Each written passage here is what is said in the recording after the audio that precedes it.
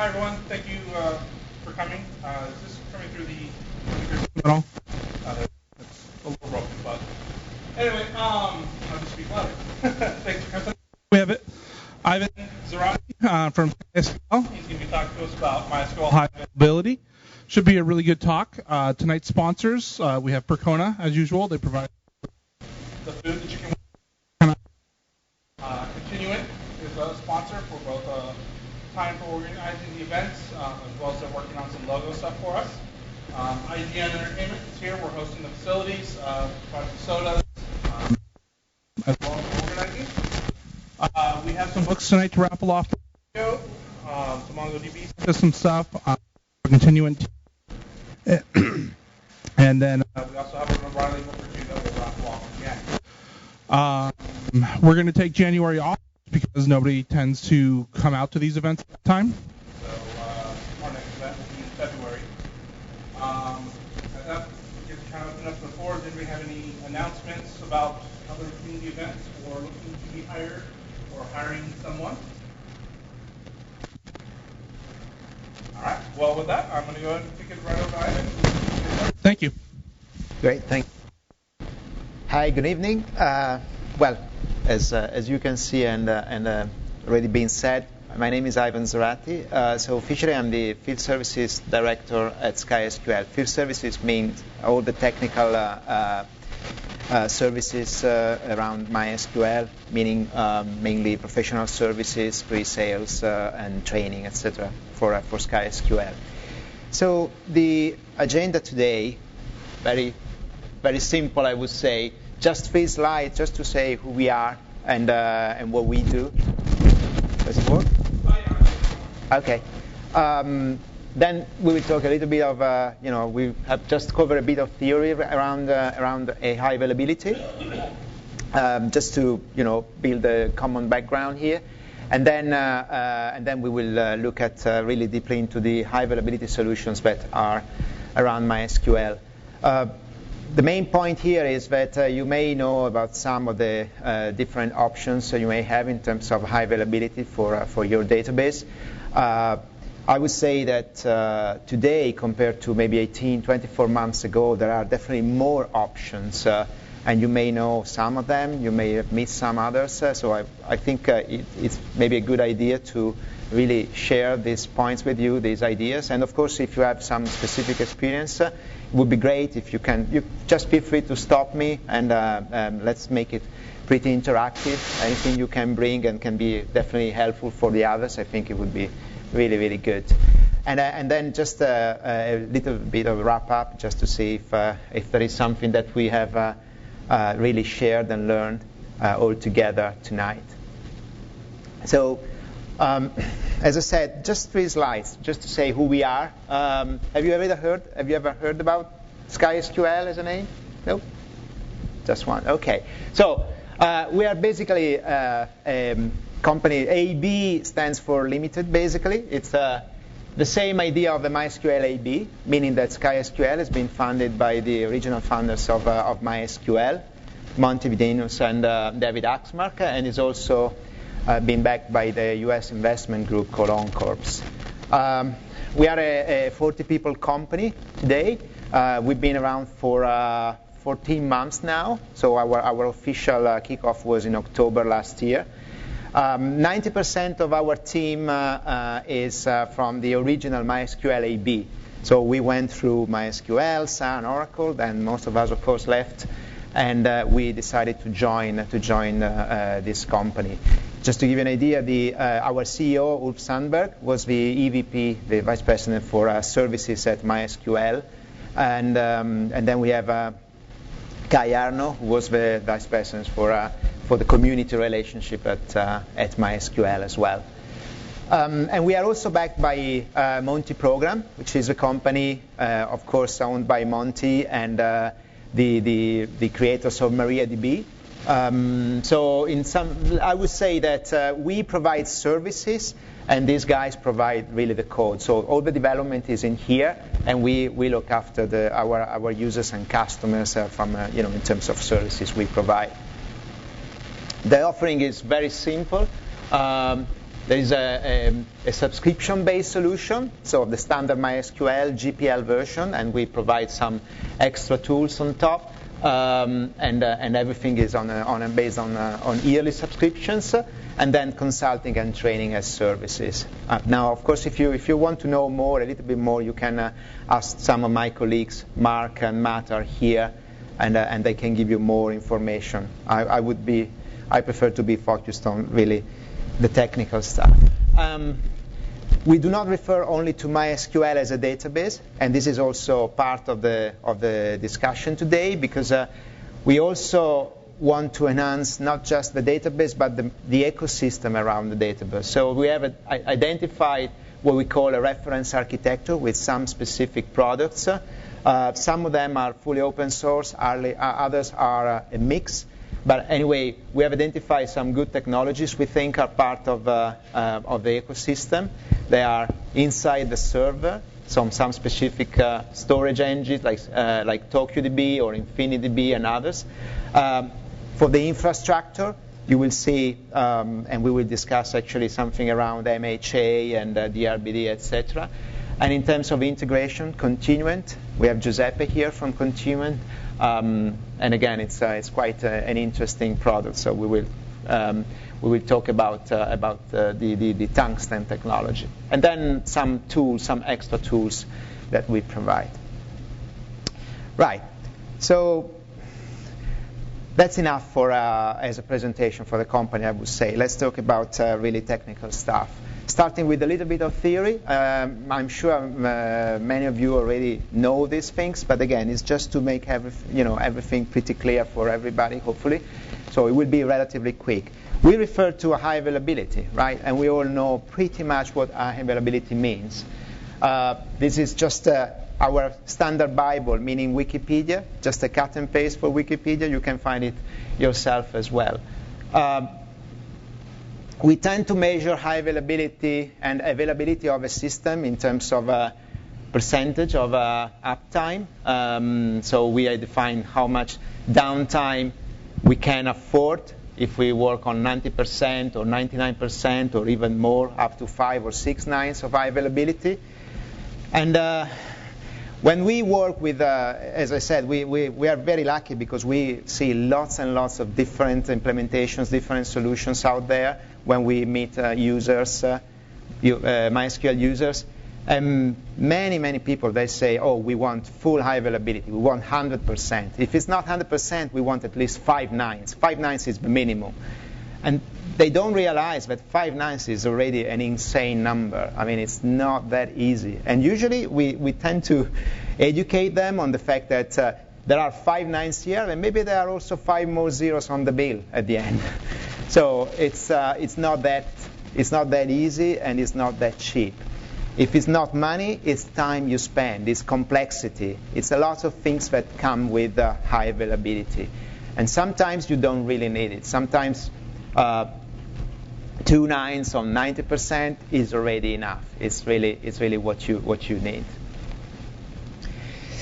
Fault tolerance is, of course, in some way close to the concept of high availability. We define, again, thanks to Wikipedia, the fact that a system is fault tolerant if, of course, it can continue in operations even when there is a fault. And that's another important point, because your system, if you have like a website or a specific application, is based not just on one server. There are probably multiple components. And maybe there is one fault, but other components are still running. So the idea is that you may just say, OK, I have a fault on this component here. It may be the database. But the rest of the system can work. Maybe not completely, not 100%, but at least my users can still do something. Maybe they're just read-only. Maybe they can just access a few pages, but it's not completely down. So that's another important point to consider. And also, if you are evaluating or re-evaluating your system in terms of high availability, that's something that really can come pretty helpful. Another interesting term is switchover and failover. Now, again, We used to use basically both terms in the same way. Strictly speaking, we refer to switchover when we do a manual switch. So we switch from one server to another, for example, from one MySQL server to another manually. And we refer to failover when this switch is automatic. And again, you go in the field and people ask, can we have automatic switchover or failover? And yes, that's possible. But that means that we have an extra complexity. We need to handle more things. It's more complicated. And it's also easier to fail. You may switch over when it's not really needed. Maybe there is a glitch, and you fail over, and that's worse than not failing over. So sometimes manual switchover is just perfect. And then we talk about downtime, and we are very focused on the unplanned, on the unscheduled downtime, because that is the unexpected, and you are scared about the unexpected. But what about the expected? What about the planned downtime? When you need to upgrade or update, or you have to change your application, or your data model is constantly changing. And that is a disruption as well. So again, if you plan high availability and you have to refer to a specific SLA, you refer to the time your system will stay up, you should carefully consider the scheduled downtime as well. This is probably one of the easiest ones, but anyway, single point of failure. We identify an element that is not redundant, and in case of fault, the whole system goes down. And sometimes a single point of failure really is hidden somewhere. You don't even think about that. So you are crazy you are really looking for the best solution to have two database servers running. Everything is redundant, and then maybe you have just one network card, or you have I don't know, just a simple problem because the two systems you make redundant are in the same rack, and if you have a short circuit, everything goes down anyway. You know, this kind of thing. And finally, disaster recovery and business continuity. So when in the field we talk about disaster recovery, generally speaking, we refer to the fact that we want really to recover from any kind of disasters. And generally we refer to multiple data centers, replication from one data center to another. Just in case of complete disaster, we switch over to that data center. But the main point is to really continue to work, and your business, if it's something related, of course, must continue. So again, you should think about the other components, or all the components that you have in your system. And in that case, so you should really consider what happens, what if this goes down, or this other system is down, and so on, not just the database.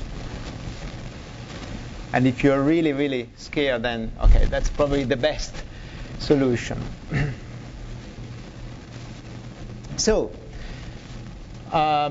when you design a high available solution, okay, here are some questions, but very, very basic questions. So which level of high availability do I need? Do I really need? So you should discuss this with your users, or if you have customers, with your customers, etc. Do I require no loss of data? That's another interesting point, because losing data, of course, is not good, but pretty much everybody can lose data. They do it all the time. Sometimes it's not a big deal, sometimes it's quite important, but still, maybe just by reducing complexity and making everything simple, you can accept that once every, 24 months, 36 months, you may lose some records. Sometimes you cannot do it. It's really not possible. You cannot accept that. Do I need failover, or is it switchover? Is it enough for me? You have operations running 24/7. You have maybe an alert system. When the system is down, you will be alerted, even if it's at 3 a.m. in the morning. Okay, it happens once every 2 years. That would be good, compared to maybe problems with faked failovers, for example, when there isn't any failover at all. And of course, can I provide a reasonable service when the component is down? Meaning, can I also manage to work without the database, at least for a limited time? And other points to clarify. This is the last slide on the just general terms. It's very easy to confuse high availability and high availability with scalability. So on one point on availability, we refer to the fact that the system works under, let's say, normal circumstances, regular workload, okay? And the system must work. Scalability means that, of course, it must scale. You may reach a certain level, and at that point, it may not be scalable anymore. And you may want to increase scalability, meaning that you want to sustain even more workload. But you should not really confuse the two things. If you try to solve the problem of scalability and availability with only just thinking on both things at the same time, that is definitely more difficult. So the first advice is you should concentrate on one of them, not on both at the same time. Otherwise, it would be really too difficult to fix it. We should clarify the cost of HA, as I said before, in terms of not just of money, but in time that you spent and resources you need and so on. And not just for the database, of course. And finally, you should review your SLAs, how much I can really afford in terms of downtime, how much I can plan to really for maintenance and so on. So there are lots of things to consider. It's not that easy, we know. The good, well, not good news, but let's say we are a very good company. Usually, as MySQL users, we may complain because inside the database there are no good, highly available components. But if you look at other very expensive databases, commercial databases, they don't have them either, or there are very few. So in reality, I mean, the database itself is always a really something very difficult to make highly available. Is there any questions so far? Nope. Okay. That was, I would say, quite generic, of course. Oh, yep.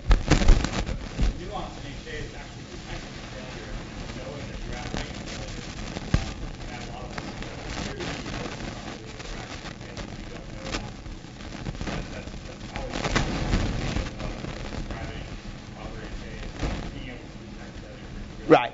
So monitoring, you should monitor your components and identify when there is a failure, and you should really be able to define when there is a real failure or there's a glitch, and that it will go away and it will come back automatically on its own. Yeah, that's definitely an important point, and that is really very important, especially if you have something that goes automatically, like it switch overs automatically, so you have a failover. If you don't have this perfect, you basically have big problems. You'll be in trouble. Okay? Right. So what kind of solutions do we have with MySQL in terms of high availability? Now, these are generic terms, and there will be more details, of course, in the slides that I'm going to show you. Starting from the bottom, I would say it makes sense to come from here and go up, of course, in terms of high availability. We always refer to replication. Replication, anyway, is the base for all the other high available solutions. Redundancy is the best thing to do in order to make something available. Okay? And MySQL replication comes out of the box, so why not? We should use it, definitely. And then you can add some other elements. So you can add agents and failover to MySQL replication, or something that may be helpful. Sometimes we refer to the failover, or as you may have seen in one of the slides, I called it aided switchover, meaning that maybe you don't do it automatically, but you use some tools that help you in doing things quickly and with less errors, less problems. So that's another good thing to do. Then replication from the standard MySQL replication going up. There are other kind of replication, so we will see some of them: synchronous, asynchronous, or semi-synchronous, and so on. And then going up again, you can see clusters of databases, cluster of database machines, or virtualized environments, or geographical replication for disaster recovery, the standard MySQL cluster. But I would say if you want really something absolutely highly available at its best, you should combine these different solutions. That's really the core point. You should actually consider that you may want to use MySQL replication and geographical replication and clusters combined together. Or some of your systems will be based on MySQL clusters, and others will be on something else. We can see now what other options are there. But the combination of these will give you probably a better availability. Okay? So, are you all familiar with MySQL replication, or is there somebody who is not using replication here? Good. So everybody's using replication, as far as I understand. So you all know that. You know the typical approach, the master-slave approach. No need to review it. You know that with 5.5 now we have what we call the semi-synchronous replication. It's not synchronous. That's really different. The point is that if we define the synchronous replication between master and slave, we refer to the fact that at least one of the slave servers has to receive the data, will pull the data, and then we can continue. So we can acknowledge a transaction that is being written on the master. Point number one. Point number two, when we say that the data is being pulled from the master, let's say, for example, on this slave, that doesn't mean that the data is available. If you do a select here, you will not find the data immediately. It's just into your relay log, and then it must be applied. So you're not, you are safe, that's availability. You are not scalable, that's scalability. And that's why I'm saying again, you should distinguish the two elements here. Another important point, if we refer to replication for availability, is the bin log. The bin log should be synchronized with your transactions. Because if you do not synchronize the bin log, you may lose data. It's more likely that if you have a fault, you have lost your data and it's not in the bin log.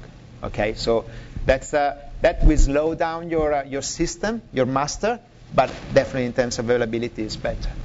So you should look at the group commit, for example.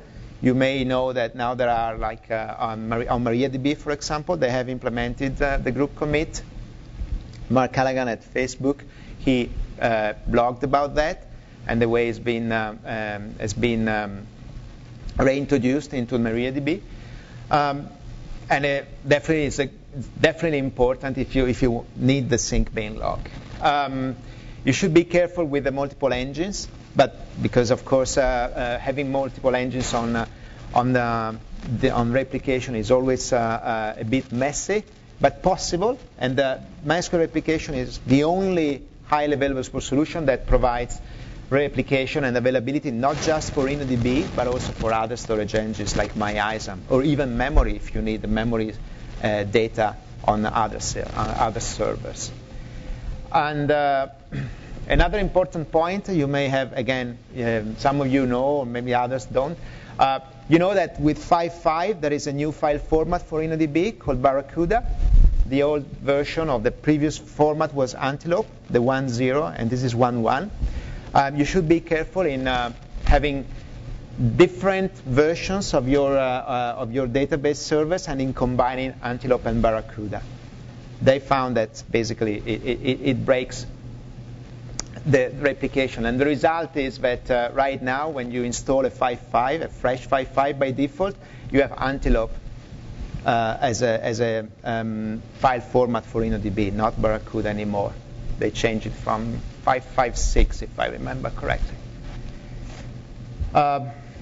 Another very, very important point for replication is that this is really the best way to manage your planned downtime, your scheduled downtime, specifically with rolling upgrades.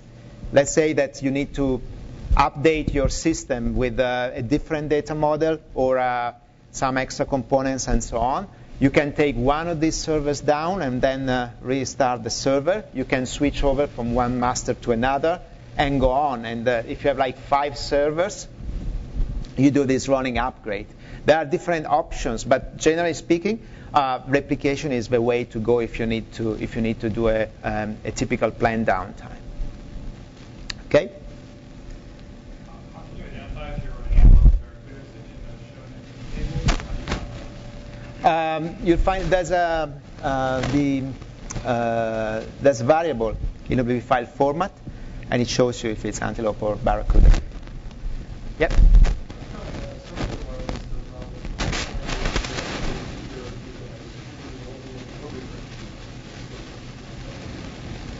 Yeah, now I must remember, I don't remember exactly all these aspects, but basically it's absolutely not recommended to have Antelope on the master and Barracuda on the slave. That's the point. Okay, that's why they stopped it, because usually they recommend, MySQL recommends to have the higher version on slaves and not on master. So people used to have 5.1 here and 5.5 here, and then they had problems. It's all documented on reference manual. Now, my memory is terrible, so sorry for that. But just to say, that's a hint. Be careful with that. You might have some problems with your replication. Yep.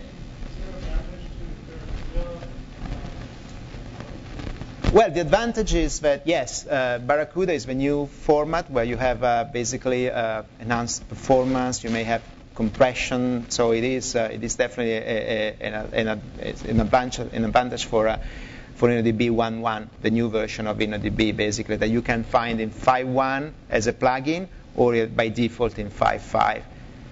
So there is an advantage, definitely. Sorry?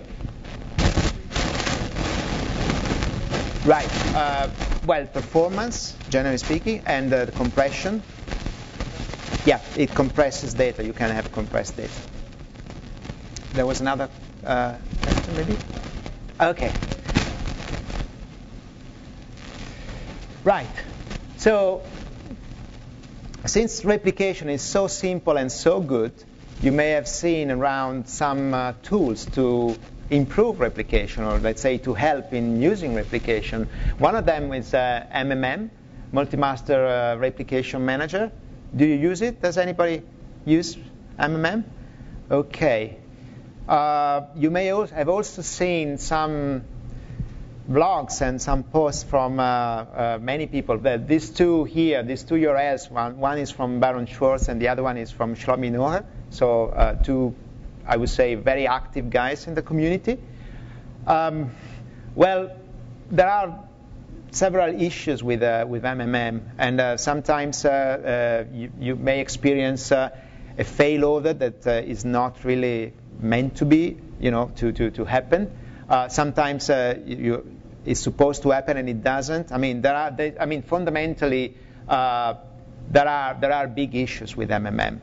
So the whole concept is based on the fact that they started the project with not just one problem to fix, not just high availability, but also scalability. And that was probably a little bit too much again. So the result is that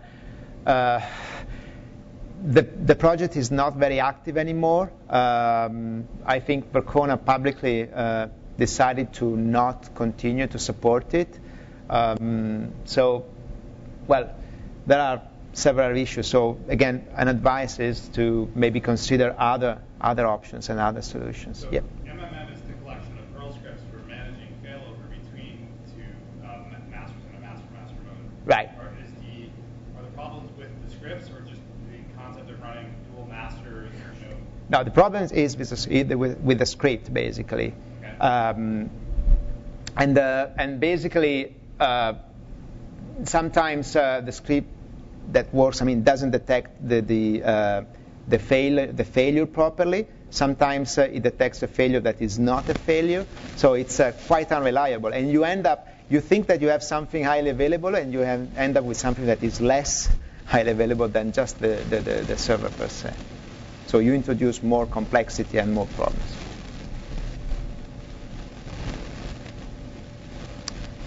So now there's another interesting tool called MHA. MHA stands for Master High Availability Tool, and it's in some way it's similar to MMM, but because again it's a tool on top of replication, it helps with replication. Have you ever used it? Does anybody use MHA? No? Ever tried it? No. Okay. So it's a pretty simple tool, but also I would say fairly good. So you have again a node manager script. The node manager script resides on every server you want to control, and basically there is an HA manager. Now, okay, it's placed here, but it should be on another machine. So forget it; it shouldn't be here. Otherwise, you may have a single point of failure. Again, not good at all. So you should have at least 2 HA managers on different machines. Basically, what you do, you control these nodes, and as soon as you can see that there is a failure on your master server, MHA resynchronizes all the slaves. So basically, it brings, first of all the remaining machines on an absolutely safe position to the highest level, meaning to the last transaction that has been recorded, and then it switches over to one of the designated slaves to become a master. So supposing that we have like these 2 slaves can become a master in case of fault. First of all, it starts with synchronizing everything, and then it takes one of them, like this one for example, and it creates this as a master. And the others, all the other slaves will refer to this master now. You can also add some post scripts after this synchronization. Basically, you can, for example, change a pre-address or a DNS or whatever you need to also instruct the applications to point at this new master. So basically, with the idea of the virtual IP on the master and the MHA to control the resynchronization and the promotion to a master, you have a pretty safe HA solution. You can also handle multi-tier replication, meaning that if you have like another master-slave environment, you can also handle it. What you cannot do, you cannot handle like master-master. That's not possible. Your slaves must be read-only. That's another important point. Okay. And you must have a log bin, a binary log set on any slave. That's what you need to do. Any question on this? Okay. So again, pretty simple. I would say it's very effective. We have some installations with some of our users, and so far I would say it's really, really good. Of course, it's not perfect.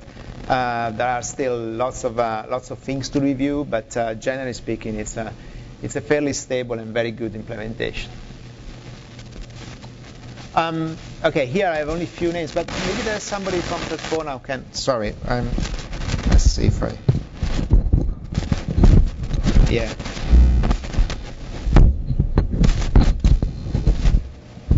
Is it better? Well, for a moment. So Percona has announced a Replication Manager. Again, another tool that can manage MySQL replication, which is basically complementary to MHA. So in this case, the idea is to have a tool that is based on pacemaker and on virtual IP address. And with the help of MHA for all the replication, for the synchronization, then you can have another probably good add-on for high availability. I don't know if there is anybody from Percona maybe wants to add something more on this, or nope? Okay. There is a good post from, I think from Baron, no, from Yves Trudeau, actually, explaining how this works. It's still, of course, in alpha stage. They're still working on that, but as soon as we're available, I think the combination of MHA and the Replication Manager would be pretty good. Okay? Right. Here's another tool. This is from Continuent. And so far we have talked about a completely open source GPL license tool. So they're all, of course, available to download and to use, freely use. The same is for Tungsten Replicator. Okay, this is GPL. So it's based on a tool that is not directly, let's say, inside as part of the MySQL server. It's an external component, and it provides heterogeneous replication. So it's not just a replication from MySQL to MySQL. It's from different databases. It could be from MySQL to MongoDB, for example, Postgres, Oracle, and others. It's a multi-master and fan-in replication. It can provide also multi-master and fan-in replication. And because it's external, it can manage a global ID, something that MySQL Replication does not have at the moment, not yet. Hopefully with 5.6, but we still don't know. We'll see the final release of 5.6. And it can be also multi-threaded, so you can handle actually parallel replication. And that's another cool thing, because you can have actually more improved performance between replicating from one server to another. Yep. Right. Okay. First of all, we have Giuseppe here from Continuent, so of course he can help. I will try to expand this anyway. So global ID means that your transaction is uniquely identified. So you have a unique ID for all your transactions, regardless they come from one server to another. You don't have this with replication. With replication, you have IDs that may be mismatched between different servers. The concept of fan-in means that you may have one slave with transactions that come from multiple masters. So you have like 3 masters, and all of them, they generate transactions, and you execute, you basically add this transaction to your slave here. That's different from the concept, of course, of multi-master, where you have, well, a similar approach, meaning that you have multiple masters. Here you may have one slave here collecting all the data. Okay? So, with Tungsten Replicator, basically you have the basic replication. You don't have the highly available solution. You have the replication that you can use for high availability. And then you can implement your high availability strategy to and based on Replicator, on Tungsten Replicator. Continuent, and I would say this is important if you are interested in something that is ready, ready to be installed and up and running. Also provides a non-open source, non-GPL solution, which is Tungsten Enterprise. So in this case, again, it may save you time, meaning that you can have like something ready to go for high availability using a connector on top. So that will be your module that will maybe switch over from one server to another in case of fault of these servers, and the monitoring component on the servers down here. So with the combination of these, you basically have everything under control, and in case of one of these faults, you may of course switch over to another server. Now, one of the points here that I used to argue, and again, maybe Giuseppe can add a little bit more, is that there may be some latency that is added, of course, by that connector. So again, you should be very careful with that. But generally speaking, it may be okay for many applications. That really depends on your infrastructure and what you need to do with the database. Okay. Any question? Anything? And as I said, if you need more information, you can ask Giuseppe. Giuseppe is just behind you there. It's there.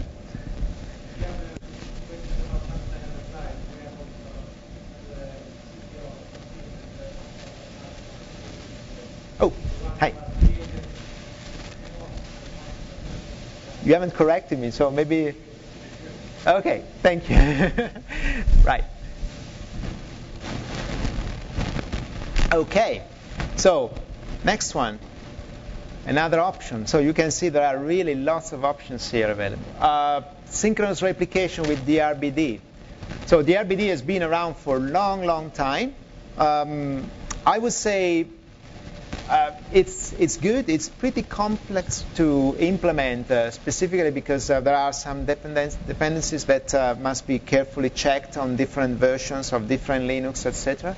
But all in all, it's a pretty good option. It's based on the concept of an active-passive server.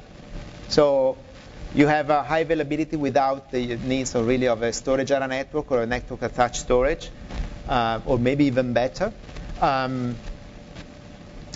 Now, DRBD was fully supported by MySQL, the original MySQL AB, and then Sun, but Oracle dropped the support simply because of the let's say of their policy for partnerships. But it's technically speaking, it's definitely still a good option. Something to really consider here, which is very important, is that because of a synchronous replication you have between these two servers, you have an extra overhead. So you have to carefully check your performance in terms of writing operations because you need to add also the overhead to replicate to your passive server. And that's one important point. And the other one is the time to failover. The time to failover may be pretty high because then you need to recover. Well, you need to mount the disk. Well, you need to mount the file system and then start MySQL and then recover InnoDB. So it's quite a long. It would take quite a long time probably. Now the other point is that it's InnoDB only. So with MySQL replication, as I said, and also with Tungsten, you may have replication on multiple storage engines. With starting now, because we refer to something that has been physically written on disk, we have InnoDB as a safe engine only, or maybe others like TokuDB, but not MyISM, for example, and of course not the memory engine. Okay. Generally speaking, if it's well organized and you have the right components in place, you don't have single point of failures, which is, of course, another thing that you want to avoid. Any question here? Good. Right. So in a standard configuration, you should have basically the best would be to have 4 network cards. So you have your heartbeats, the DRBD network, and the network that goes with that connects you to the application. So that would be probably the safest mode. And we can see more and more users using basically the cross replication, meaning that you have like an active passive environment, and then you have another database, another MySQL database, active here and being passive on the other. Of course, again, you need to consider the capacity.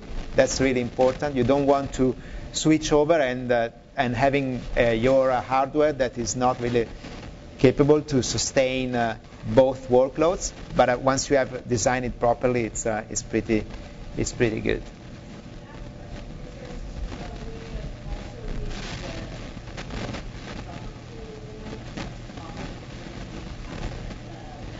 No, not with the DRBD. Because here, basically, everything is down. I mean, everything meaning the MySQL is down. You don't have it here. So that's another problem, you're right. Also, there is also the warm-up for your buffer pool that you need to consider. Okay.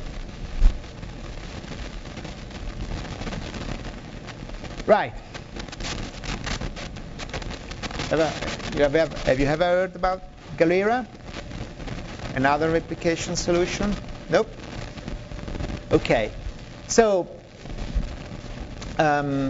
we talked about continuant. Some of the folks at Continuant basically, but was quite some time ago, they basically left Continuant and they are now working on another replication solution with a new company, with a company called CoderShip.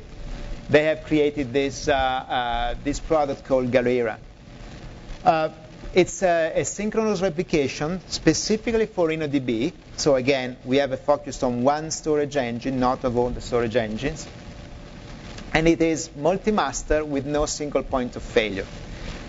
The way it works, basically, they intercept the request for InnoDB to write on InnoDB, and they replicate synchronously this request from one database to another. Or if there are like 3 machines, which is definitely the best solution, because in this way you avoid any possible split brain, you will have this replicated on 3 machines.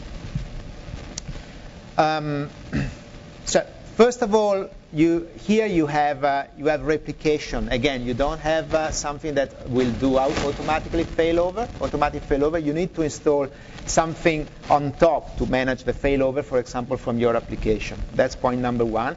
Or you may use, for example, some client solutions, like you can use just your JDBC connector if you're using Java, and in that case you are fine, because the JDBC connector can connect on one server, and in case of failover it can basically reconnect on the other server.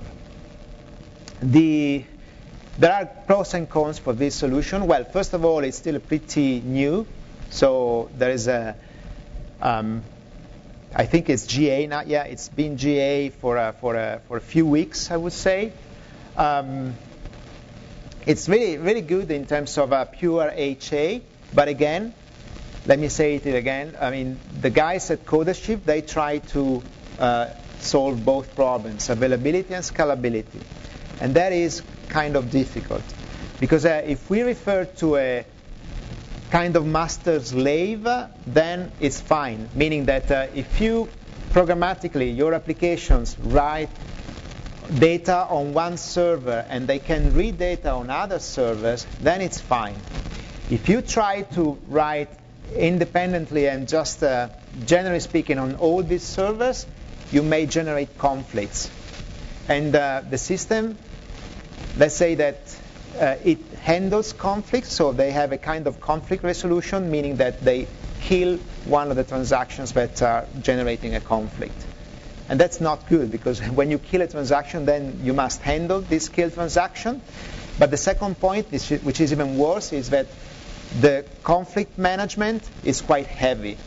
So you can have fantastic performance. They scale linearly very well up to the point you have to manage one conflict and then another one, and then boom, your system basically cannot really sustain the workload. So you have to be very, very careful, because the scary part here is that all of a sudden you cannot go up anymore. Okay, and you don't know exactly when it will happen. But if you are careful and you implement a solution properly, knowing these limits, then it's really a good idea. It's probably a very good solution. Another point that concerns me a little bit is the fact that it's 100% based on InnoDB.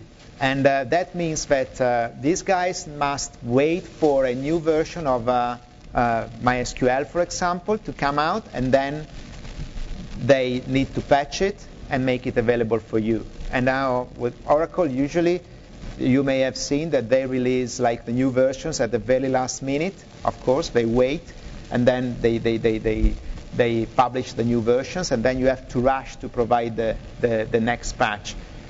And well, you don't know, maybe at some point things will change, and you need to repatch or reorganize everything. So that's a little bit of I would say, a bit concerning to me.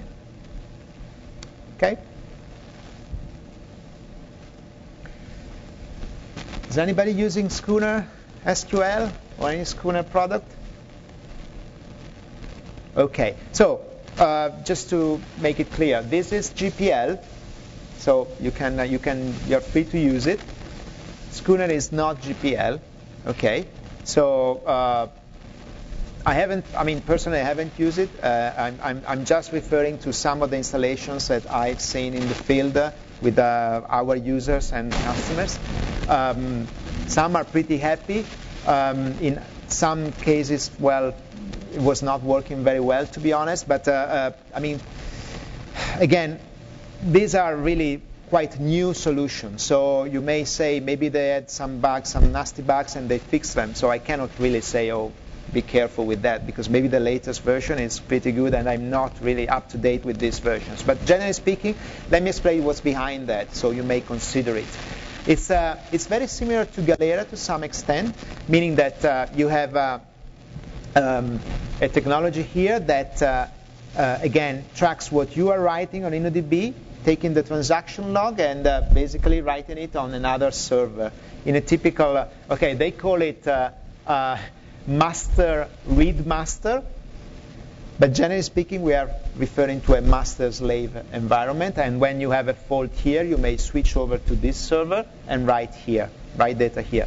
Now, the cool thing is that the buffer pool is warm, meaning that everything that is available here in the buffer pool on this machine will be available in the buffer pool of this other machine here. So that's a good thing, of course. The concern, again, is closed source. You cannot really check if something is wrong. And you just rely on the fact that, yeah, okay, the guys are doing their job properly and it works well. But you can't say. Okay. Right. Now, it looks like when you refer to high availability, you mainly say, okay, but redundancy is probably the most important element. And here we are back to the point that we may have a single point of failure using a shared storage. But this is a pretty common, I would say, the standard operation for high availability. Meaning, you have a shared storage. You rely on the fact that here, in some way, you have redundancy. You just let's say you push the problem to somebody else who's taking care of this, and you handle maybe more than one server up here. So the idea is that you can have like a network attached storage or a storage area network that does the job for you. And in case of fault, you take care of your database server up here. In case of fault of this server, you switch over to the other one. A typical active passive environment, very much used with Windows, of course. With Linux as well, but let's say it's less and less really popular. Now, we haven't seen, again, some experience from the field, we haven't seen many of these installations in pair. What we used to see, generally speaking, is something a little bit bigger. So for large environments, maybe there is a very large and expensive storage area network with the fiber channel and very good performance, and lots of servers here where you collocate, maybe with virtual machines, or maybe just having your instance on bare metal here. You collocate these instances, your MySQL instances. In case of fault of one of the servers, you simply take these two instances and you start them on one of these machines. Let's say that for each instance we have a specific port and IP address, so you simply move the IP address on another machine. Your data is safe here, or let's say you rely on the fact that somebody is taking care of them, and something redundant and fully highly available is taking care of them, so you just point at the right data set. Okay? Generally speaking, this is really available in quite large enterprises. It's not that typical for online systems, but and people in the online world, they don't like really this very much, and they tend to say, oh, it's slow. It is not slow. It's very expensive, but again, if you have like a typical environment with multiple machines, not just MySQL, maybe you have a combination of Oracle systems and so on, it can be a pretty good option. So you can just use it. Okay. Yeah. So that's exactly the slide that I was showing you. And if you need to have a complete isolation, then of course you can always use a virtualized environment. So in this case, you do not rely very much on the what you can create in terms of availability inside your VM. You just rely on the fact that the virtual machines, the VM software can handle it, okay? But again, in case of fault of one of these servers, you are safe only if you have InnoDB. Again, for the very same reason that with MyISAM you may have corrupted data, it will take longer to restart, etc. InnoDB is definitely the way to go, both on here and also on the previous options. But if you want something up and running as soon as possible, then you should rely on MySQL Replication or on Tungsten Replicator to have a replication and everything always warm, so you can basically start immediately.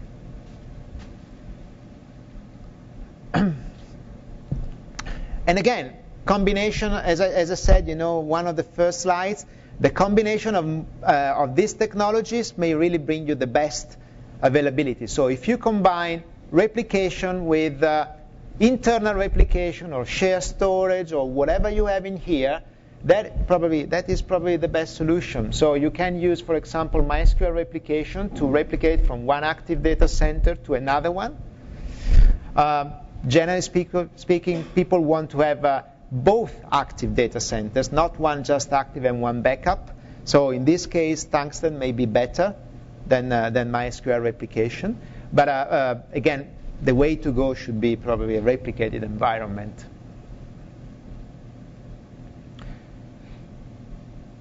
In some cases, and again, here we are talking about some expensive hardware, this replication is managed by the storage system. So you can create mirrors, you can create snapshots, and you just rely on the fact that the firmware there will handle it.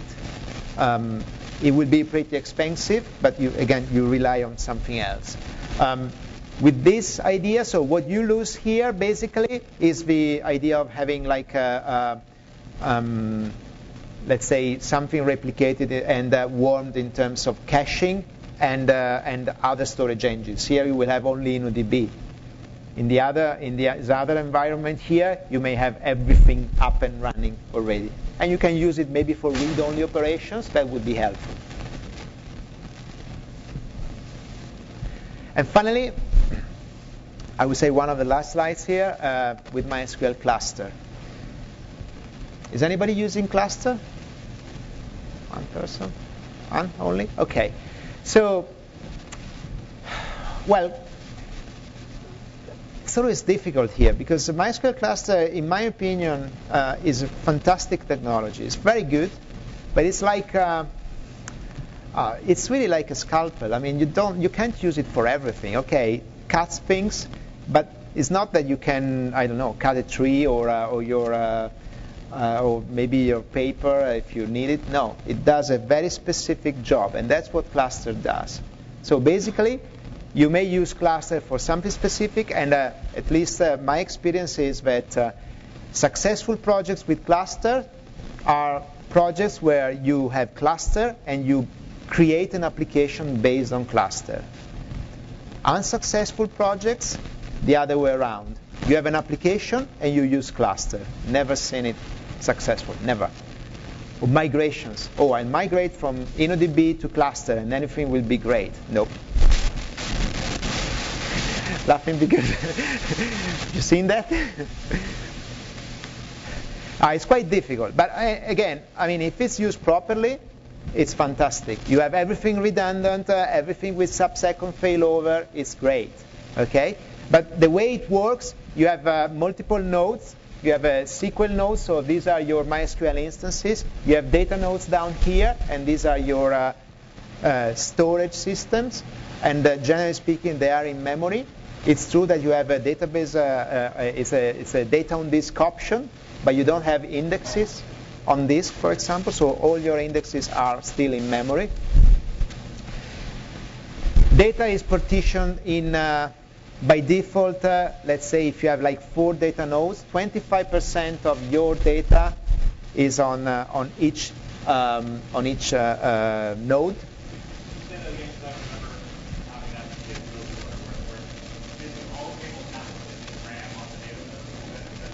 Yeah, by default, everything is in RAM. Yeah. And you may have an option, the data on disk option, meaning that you can define that they can reside on disk, but your index is still in memory, always.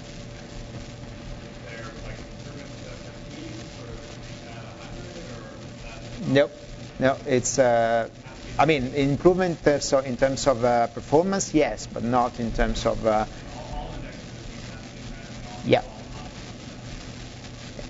So that's a big, it's important, of course.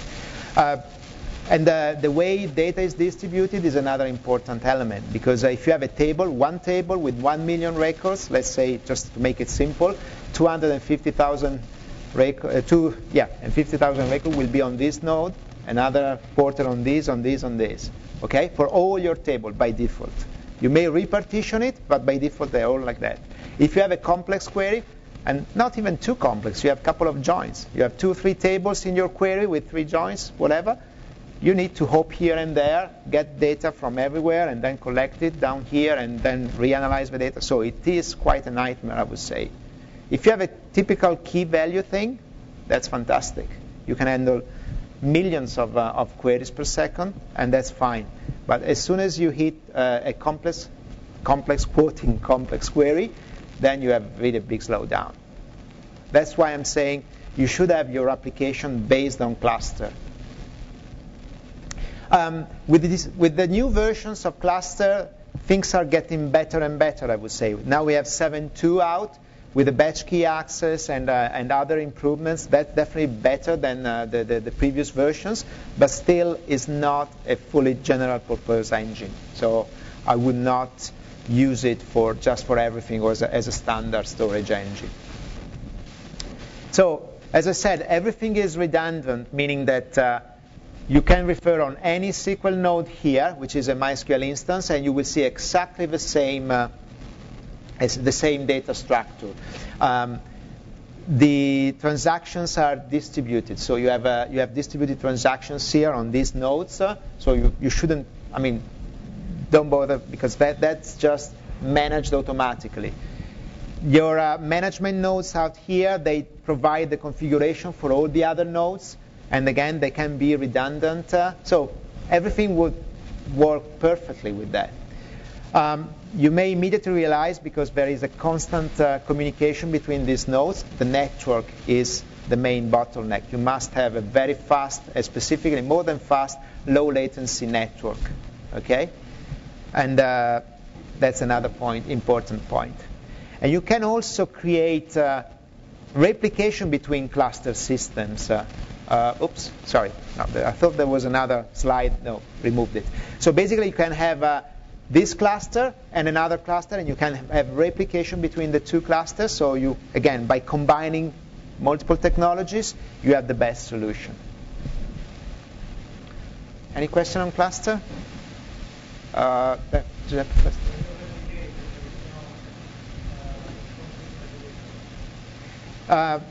Well, there is now, basically, with the new version, but it's not perfect as any conflict resolution algorithm. So I personally, I never relied on conflict resolution. I mean, Oracle database, they provided conflict resolution since I think Oracle 9. Never relied on that. That's not. But that is, again, I mean, it's really an important point to consider from an application point of view. But you may have seen some of the posts from Fraser Clemens, one of our ex-colleagues, where we talked about that. Anyway, it's sorry, you had a question?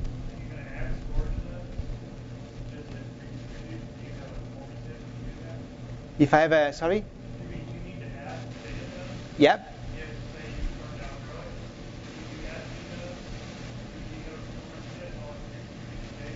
Yeah. So basically, you have an online add node. That's one point, which is, of course, a new with 7.2. It may take hours and hours, really. Generally speaking, performance are not severely hit. I mean, there is an impact on performance, but it's not that much, meaning that basically cluster is clever enough to use it as a low priority activity. But still there is. And it may take literally hours, even a day if you want, depending on the complexity and on the workload. Because if you have lots of transactions, basically it's difficult to keep up. But it's possible, which is good. And of course, it's great also when you have like one node that is down. Things work anyway. When you restart the node, it may take a long time to restart, but again, you have everything running properly. Last point, you may have up to four active copies of your data, which is again fantastic because you don't want to lose data at all. And by the way, here, if you have like, of course, everything in memory, it's quite important to have everything ready and up and running. But if you have 4 copies, because here we are basically handling two-phase commit. When you commit a transaction, you have to commit it on 4 nodes, which is again pretty heavy to manage. So it will be slower. Okay. It is GPL, absolutely.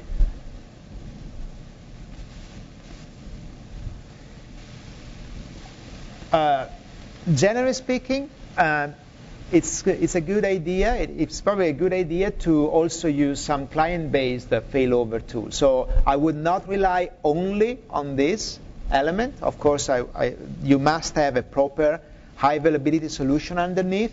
But for example, with the JDBC connector or with for example, the PHP connectors, the extended connectors, you have a good combination of this. Now the point is that if you don't have it or you cannot use it, it may be a good idea to use some proxies. So we refer to the tungsten, for example, the tungsten connector. Scalebase is another tool that might be probably interesting, so you may want to look at it. With MySQL, the standard MySQL, you have MySQL proxy. Well, Giuseppe has worked a lot with MySQL proxy, but the scripts there are not, let's say, production ready yet. So again, we have to be very careful with it. But the whole idea on the client side is based on the fact that you may redirect your queries on the server that is still up if you have a fault, of course. Okay, so almost there. Just the last 2 slides saying, okay, when you look at something highly available on a high available solution, you may say, okay, do you really need 5 nines or how many nines do you need? So just be realistic. Don't add more nines just to make it cool, because that really doesn't work at all. Okay. If you want everything, okay, it must be automatic. Maybe you are right. Maybe it must be automatic. But maybe just having some tools like MHA may be helpful enough. You don't really need to have something with automatic failover. Okay, it may be more efficient, and you just have some help to avoid common mistakes. I was talking about clusters, so be careful. I mean, this is really common. I mean, people call me or call us and say, hey, I want to migrate to MySQL Cluster. I heard it's so cool and it's so highly available. Yeah, okay. Let's see what is the impact for that. And then, of course, if I confused even more because if there are too many options out there, well, I'm sorry for that. But if you need more help, just let me know, and I'll be happy to help you more. Okay? Right. So, any question, anything? I'm here. So, yep. You can cover like traditional asynchronous MySQL master with one and read only. It's kind of what MMF provides, but it can also be done manually or just manually. Right. What are the fundamental benefits of these other solutions you provided? I mean, synchronous is obviously valuable. But I question you, how synchronous is this actual synchronous? Does it not commit a transaction until you know it's replicated to the other slaves, or what? You mean with MySQL replication? Let me see. With any, you probably presented like 8 different solutions here, and you haven't given any clear like Okay. And I just wanted to start at the baseline of master, normal MySQL replication, which is what I have to run. I would run MMM, but I'm in Amazon Cloud, so we can't do an IP failover. So we basically have app logic that tries to connect to one database, if it fails, it goes to a secondary. And then we do a read-only flag to forcibly fail over. Okay. My point is, what are these other solutions providing that is not? If you can enumerate some of the main benefits of all of these other solutions. Okay, so the first point is when you have MySQL replication, standard MySQL replication, if you run it asynchronous, you may lose some data because by nature something asynchronous, you may not replicate the data and you lose it. But this is perfect.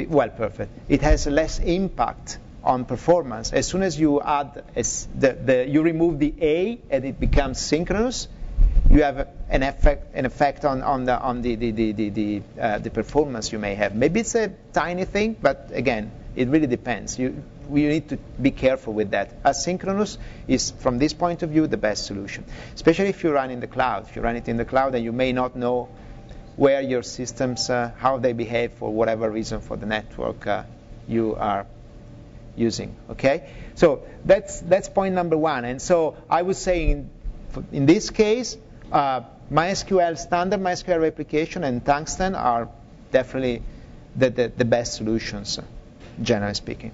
Okay, if you can control your network and you can do proper tests and make sure that when you do some stress test, you can reach a specific workload from your system, then you may at that point go up to the idea of let me skip here, to the idea of something synchronous. It can be DRBD, it can be Galera. That implies the fact that you control the network. You know that this network can actually sustain this specific workload, and you have the latency and everything. Okay. But again, here you have to be careful, because when we start talking about synchronous replication, we imply the fact that we use InnoDB. The others are definitely more generic. Okay. Another important point here, you gain with DRBD, you gain the fact that you have a synchronous element. So everything, the data is safe, but the system is not ready. Meaning that if you need to fail over, it takes more time, because this is cold. This is basically down. Okay.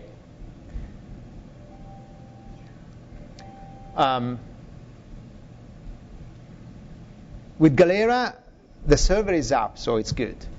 In this case, you have synchronous replication, and it's up and running immediately. So that's a cool thing. I'm not entirely sure.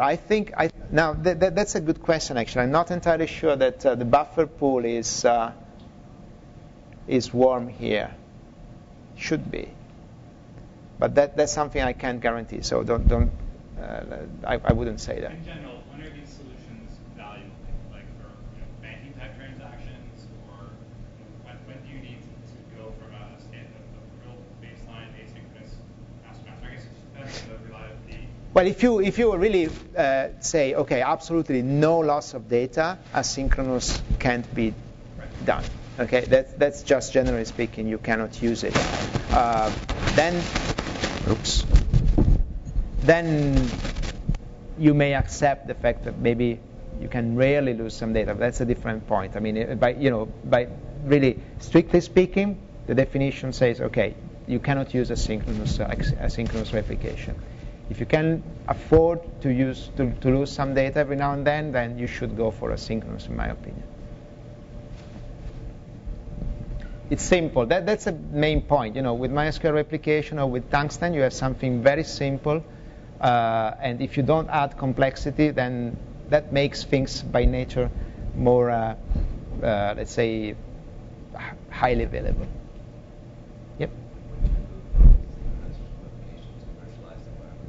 Sorry, say it again? When do you go from synchronous replication to a more virtual environment? From synchronous replication to virtualized environment. Yeah. What will be the factors influencing your decision to make that? Okay, so if I understand the question is what is the factor that in cases where it makes sense to go from a synchronous system to different environments. Oh, to another solution maybe. Okay, so if I understand correctly, you may say you want to evaluate basically the difference between a synchronous environment here, a synchronous replication, and a virtualized environment. Okay. So, well, I would say, if I understand correctly, the two things are not exclusive. I mean, you can basically use this synchronous environment, this synchronous replication into a virtualized environment first of all. Sometimes you must use it because maybe in your organization virtualization is a must. You cannot avoid it, so you must do it. Generally speaking, I would say virtualized environments are not just more high availability. You, again, rely on something that is not under your control if you are the DBA, but it's under the control of the system administrator or the overall administrators for the infrastructure. So somebody must guarantee that you can have a failover, because your virtual machine will start, if you have a hardware fault on this server, it will start somewhere else. But it's not your job, so basically you delegate it to somebody else. That's the whole point. And then if you use where is the virtual environment? Should be here. If you use something virtualized like in this way, maybe you also want to have like replication. And by generally speaking, I would recommend asynchronous replication more than synchronous, because that is really for more for disaster recovery if you want, than simply as a highly available solution. I would rely on the virtualized environment for high availability, and I would use replication for disaster recovery. Any other question? Yep. I have a very specific question. Okay. So the goal I have is to try to keep my file size small, so that if I need to do copy the system to another machine, I can do a hard system and not have huge files I can start using later. So I know for DB data file path configuration that we can use to limit Yep. file sizes. But if you're using the files to the table, Yep. is there a way to also limit file sizes with files to the table? Not as far as I am aware. In that case, it basically it's all automatic.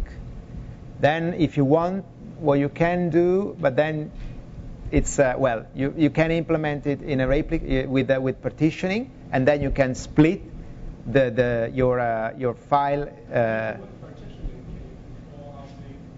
No, that's again as far as I'm aware, there is no control of the size of the InnoDB file. Let's say you have a file system that limits file sizes to say 2 megabytes. Okay. It seems to me the InnoDB file per table break situations. There's no way to get around that.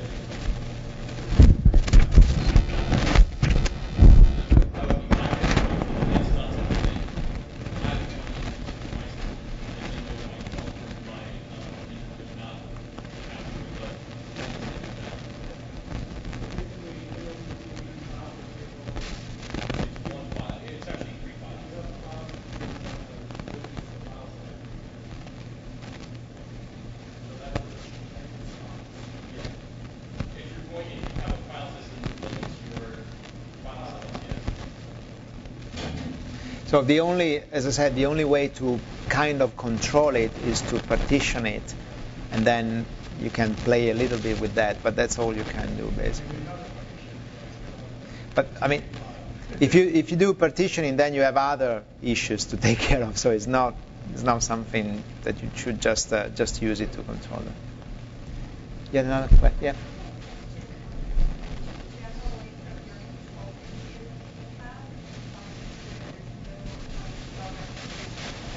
Right.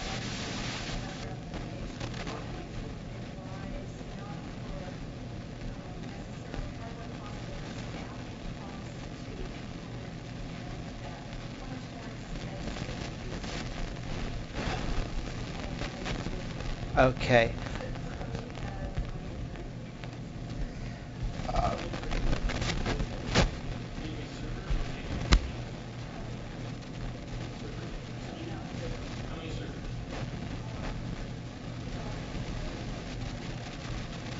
Four or five, did you say? Yeah. I mean, it's difficult questions. I mean, I could not quantify it. I would say it's probably the cheapest solution in some way, maybe with the exception of Tungsten Replicator. But with Tungsten Replicator, you have a different, I mean, there are some differences. I would say, let me go back to the standard replication here. Yes. Right. Yes. So the answer, the simple answer is, of course, there is a cost attached to that, because of course you need to implement the solution and you have to be very careful with a couple of points here. One is that your infrastructure must sustain the replication. And the second point is that replication has some limitations. For example, it's monothread, meaning that you have a single channel from where you will apply all your transactions from master to the slave, right? So you have to be careful with, these are 2 points. There may be others, and if you feel free now to add others if you think. But the main point here is this is, let's say, the cheapest solution, the less expensive solution compared to others. Also because it's also the simplest one. It's all in all, what you need to do, you need to basically back up your system, identify the point from where you, of course, you reach with your backup, you implement it, then you can automatically synchronize with the latest transactions, and there you go. You have basically the replication up and running. So it's fairly simple. Then there are, if you haven't, now the cost and the time you spend is related to the fact that if you haven't set up replication properly, you may find some nasty errors like inconsistency of your data. And inconsistency is difficult to manage because you need to basically reorganize your data. That is the expensive part. But generally speaking, is really the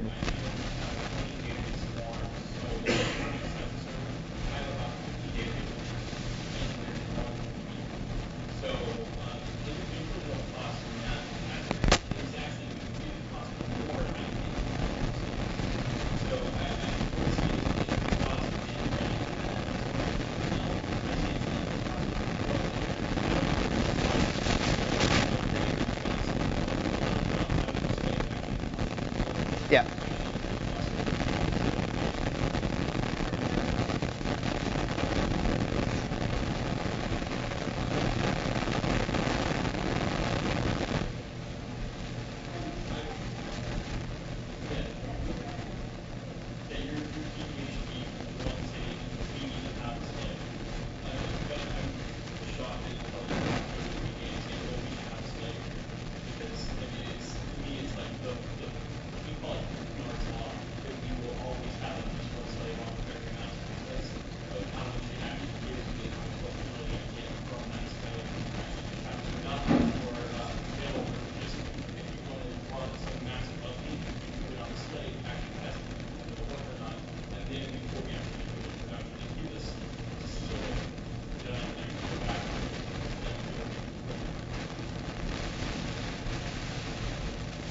Yep.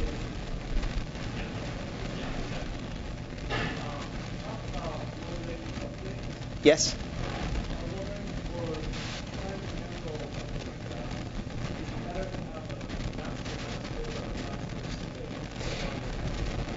No, for rolling upgrades, let's say the typical approach is to have a master slave, meaning that the first thing you do, let's suppose, okay, let's make it simple. Let's say that you need to upgrade this server. Forget about the rest of the, so we identify one server you need to upgrade.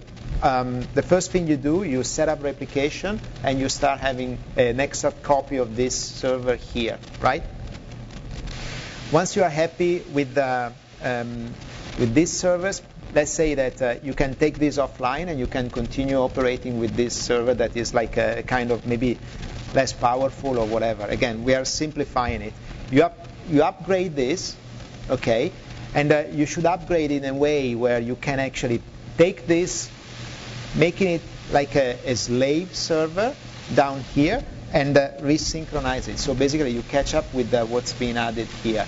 And generally speaking, you may have, that depends on the kind of upgrade you have, because maybe you have like extra tables, or you may have changes in the current table, so you need maybe to trigger the data that comes into the old data model.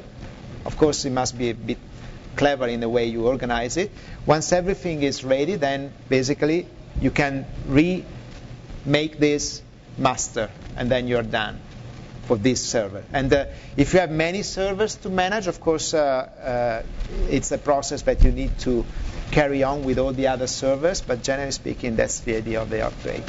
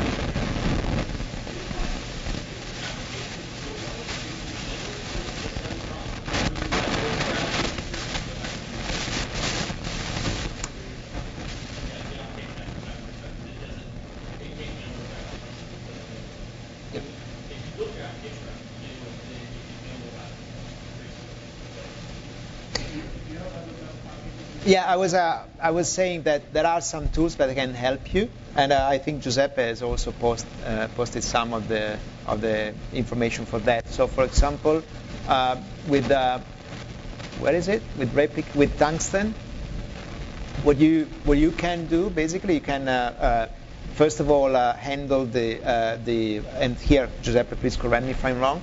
You can handle the backup of your system, so you can back up basically the machine, and then you can upgrade it. So what you have here is a tool where you can not just upgrade one server, but you can basically use it also to create a copy of this server first, and it's done by the tool. So you have less operations on a database administration level. So maybe you guys already have something in place that is already pretty well managed and well done, so you can use that. But if you have to start from scratch, maybe that is helpful.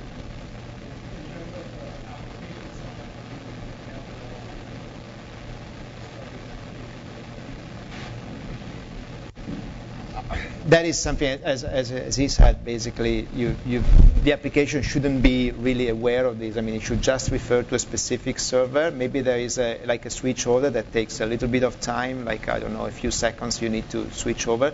But if you have something that is up and running, it's really boom. Yeah. Yes.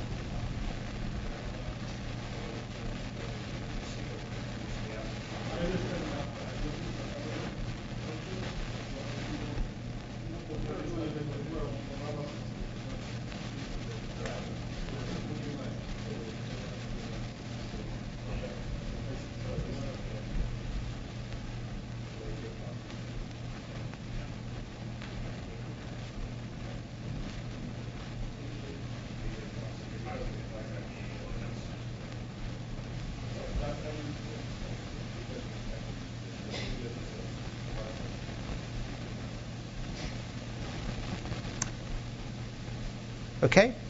Any other question? Anything? Right. Where's Mark? And